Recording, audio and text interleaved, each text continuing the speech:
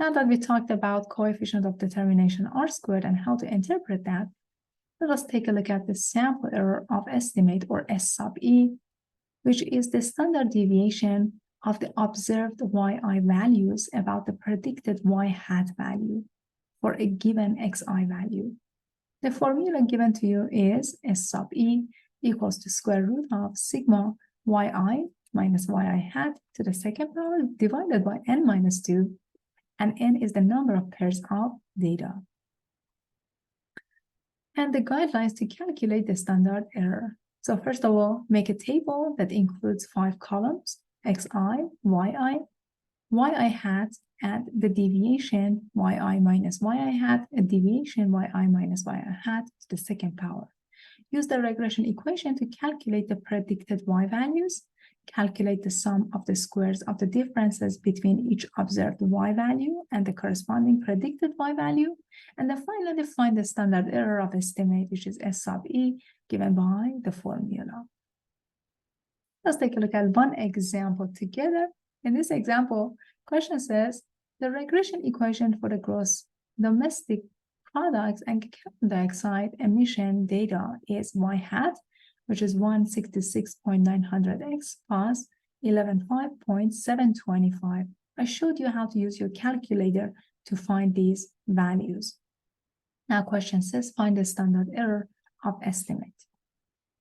Each xi is given to you. You also have yi values. So x1 is 1.7, y1 is 552.6. yi hat is 399.455.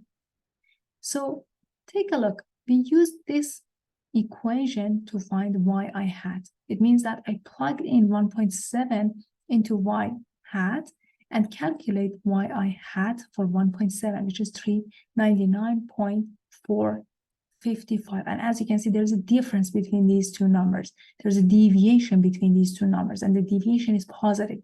It means that this number is above the line. Very good. So you have 153.145, and you raise it to the second power. You're doing the same thing for every pair.